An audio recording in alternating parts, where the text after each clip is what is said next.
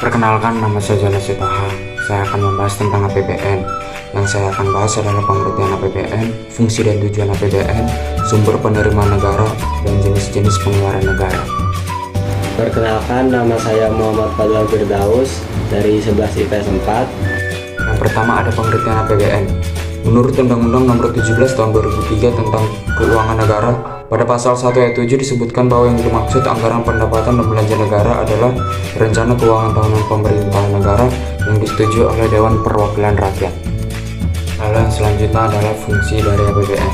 Berdasarkan Undang-Undang Nomor 17 Tahun 2003 tentang Keuangan Negara, pada pasal 3 ayat 4 disebutkan bahwa APBN mempunyai fungsi otorisasi, perencanaan, pengawasan, alokasi, distribusi, dan stabilisasi. Yang pertama ada fungsi otorisasi.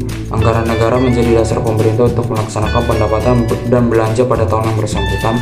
Yang kedua ada fungsi perencanaan. Anggaran negara menjadi pedoman bagi pemerintah dalam merencanakan kegiatan pada tahun yang bersangkutan. Yang ketiga ada fungsi pengawasan. Anggaran negara menjadi pedoman untuk menilai apakah kegiatan penyelenggaraan pemerintahan negara sesuai dengan ketentuan yang telah ditetapkan.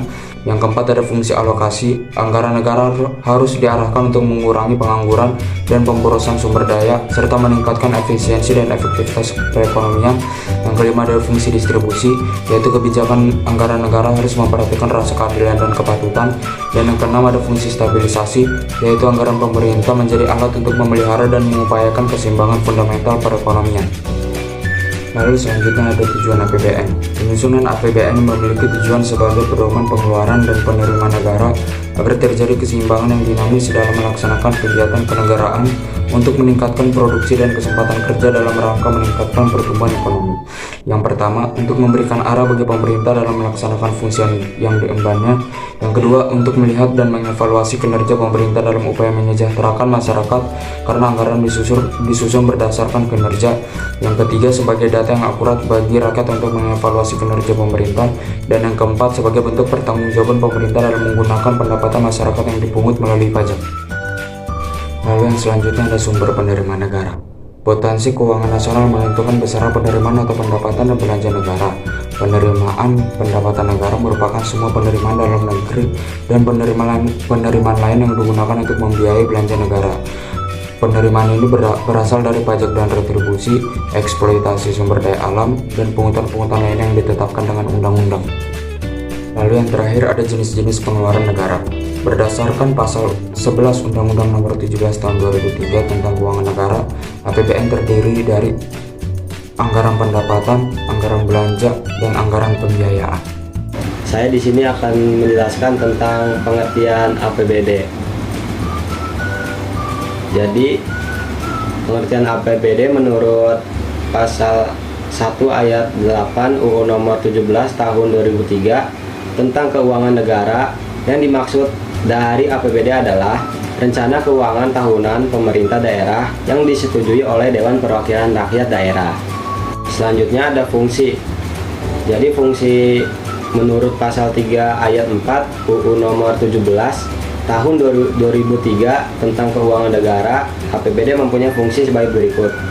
Yang pertama ada fungsi otorisasi, yang kedua ada fungsi perencanaan, pengawasan, terus ada alokasi, distribusi, dan stabilisasi. Selanjutnya ada tujuan.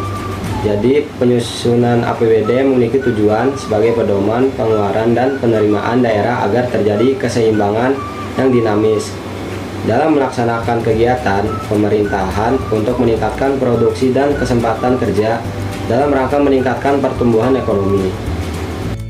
Selanjutnya ada sumber penerimaan daerah. Yang pertama ada pendapatan daerah, pendapatan asli daerah atau PAD. Yang kedua dana perimbangan. Yang ketiga lain-lain pendapatan. Selanjutnya ada pembiayaan daerah. Di sini ada sisa lebih perhitungan anggaran daerah, penerimaan pinjaman daerah, dana cadangan daerah, hasil penjualan kekayaan daerah yang dipisahkan. Yang terakhir ada jenis-jenis pengeluaran daerah. Menurut pasal 1 ayat 12 UU Nomor 17 Tahun 2003 tentang Keuangan Negara, yang dimaksud pengeluaran daerah adalah uang yang keluar dari kas daerah. Jenis-jenisnya ada, yang pertama ada belanja daerah.